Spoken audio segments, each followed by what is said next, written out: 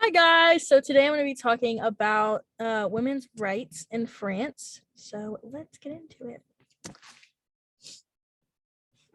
The area that is now France was conquered during the 5th century, but it became a separate country during the 9th century. There were many more countries that granted women the right to vote after the year 1893. This is the year when women in New Zealand acquired the right to vote. But French women did not gain their right until 1944.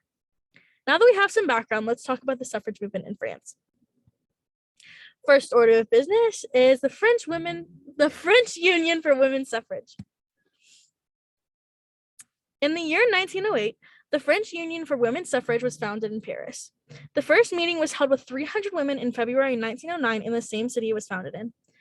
The Secretary General was Cecile Brunswick, honorary vice president was Aliska Vincent, and another influential leader of the UFSF was Jean Schmal.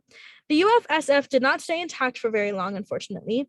It first started lessening in activity when the Nazis occupied France in 1940, but the organization eventually dissolved in 1945 after the liberation of women in the country. Second order of business, the aspect of marital reforms in France. According to Michelle Riot-Sarcy, proponents of women's civil rights advocated marital reforms, but they concentrated more on suffrage. They argued that women's moralizing role in the family and an egalitarian family as a basis of a democratic state required equality in marriage. The most radical revision of marriage was presented by the Vesuvians, a group of working-class women who made marriage obligatory for both sexes, but allowed the prudent use of divorce, demanded that men share the housework, and deprived wives of civil rights for deferring to their husbands' political opinions.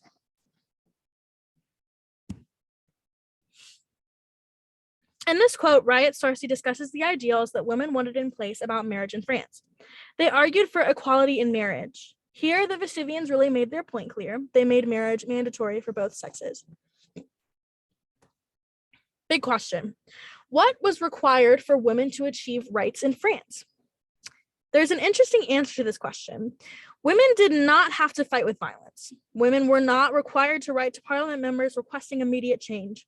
Women were not being forced to parade in the streets for liberation. Actually, the only thing that needed to happen was a simple change in wording in the regime of textual law. In fact, a quote was said by two male lawyers during this time by the names of Jules Alex and Leon Girard, who said that, according to Offen, it is necessary to the glory of the French laws that they leave a place to women in the sphere of public power, and it will be to the honor of the Declaration of the Rights of Man to acknowledge also the rights of women. Does not tous les Français encompass every individual of the French nationality without exception of sex?